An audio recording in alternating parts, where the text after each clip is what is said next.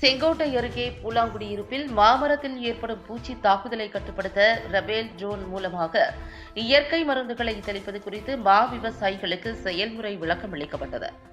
தென்காசி மாவட்டத்தில் நெல், தென்னை சாகுபடிக்கு அடுத்தபடியாக அதிக அளவில் மாங்காய் சாகுபடி செய்யப்பட்டு வருகிறது. குறிப்பாக செங்கோட்டை வட்டார பகுதிகளான பூலாங்குடியிருப்பு, புளியரை, வல்லம், செங்கோட்டை உள்ளிட்ட பல பகுதிகளில் உள்ள விவசாயிகள் பல்லாயிரக்கணக்கான ஏக்கரில் மாங்காய் சாகுபடி செய்துள்ளனர். இங்கு விளையக்கூடிய அல்போன்சா, நீலம், ஒட்டு மாங்காய் என பல்வேறு ரகங்கள் நாட்டின் பல பகுதிகளுக்கு ஏற்றுமதி செய்யப்படுகிறது. இந்த நிலையில் கடந்த ஆண்டு மாங்காய் மரத்தில் பூக்கும் பூக்களில் ஏற்பட்ட பூச்சி தாக்குதலால் விளைச்சல் பாதியாக குறைந்துள்ளது.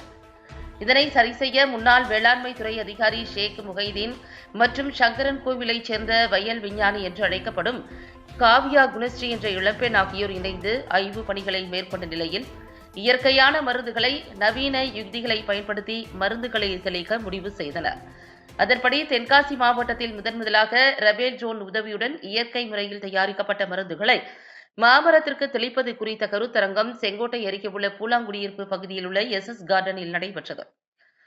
இந்த கருத்தரங்கில் ஆடாதொடை, புங்கன், நொச்சி, வேம்பு, மெக்சிகன், சூரியகாந்தி போன்ற இலைகளின் கரைசல்களை பயன்படுத்தியும், இஞ்சி, பூண்டு, மிளகாய் போன்றவற்றின் கரைசல்களை பயன்படுத்தியும் மாமரத்தில் பூ பிடிக்கும் சமயத்தில் ஏற்படும் பூச்சி தாக்குதலை கட்டுப்படுத்துவது குறித்து விவசாயிகளுக்கு விளக்கம் அளிக்கப்பட்டது என்பது குறிப்பிடத்தக்கது.